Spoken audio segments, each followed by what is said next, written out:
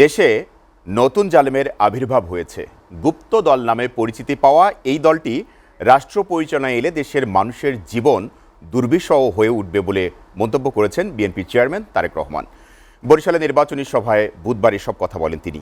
জনগণকে সতর্ক থাকার আহ্বান জানিয়ে ভোট প্রার্থনা করেন ধানের শীষ ও বিএনপি সমর্থিত প্রার্থীদের প্রতীকে।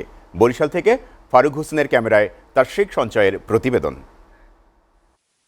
বুধবার বরিশালের কীর্তনখোলা নদী তীরবর্তী বেলস পার্ক মাঠে বিএনপির নির্বাচনী প্রচারণা সমাবেশে অংশ নেন দলটির চেয়ারম্যান তারেক রহমান।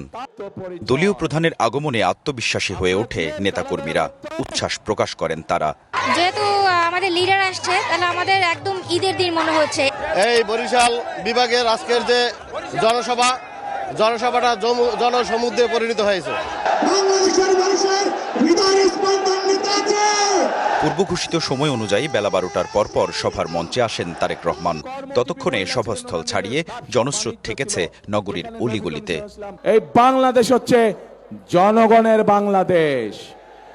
এখন এই বাংলাদেশ চলবে জনগণের রায়ের ভিত্তিতে, এবং এই জন্যই বাংলাদেশের মানুষ আগামী 12 তারিখে তাদের পছন্দসই প্রতিনিধি নির্বাচন করবে, যারা জনগণের ইচ্ছা মতন জনগণের কাছে জবাবদিহি করার মাধ্যমে ইনশাল্লাহ আগামী দিন দেশ পরিচালনা করবে।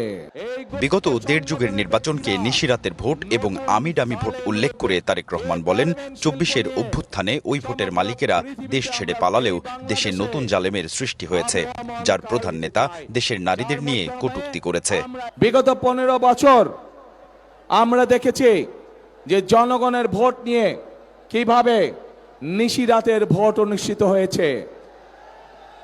আমরা দেখেছি জনগণের ভোটের অধিকার কেড়ে নিয়ে কিভাবে আমিডামি নির্বাচন করা হয়েছিল তথাকথিত নির্বাচনের নামে, মনে আছে আপনাদের? গুপ্ত দলটি দেশ পরিচালনার ক্ষমতায় আসলে দেশের মানুষের জীবন দুর্বিষহ হয়ে উঠবে বলে ভোটারদের সতর্ক করেন তারেক রহমান।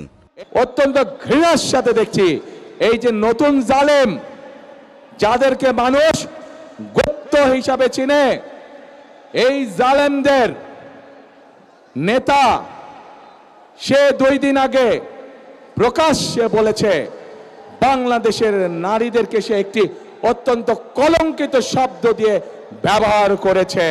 বরিশাল বিভাগের জেলাগুলোতে অর্থ, বাণিজ্য, শিক্ষা, চিকিৎসা ও খেলাধুলা সহ নানা উন্নয়নের প্রতিশ্রুতি দেন বিএনপি চেয়ারম্যান তারেক রহমান।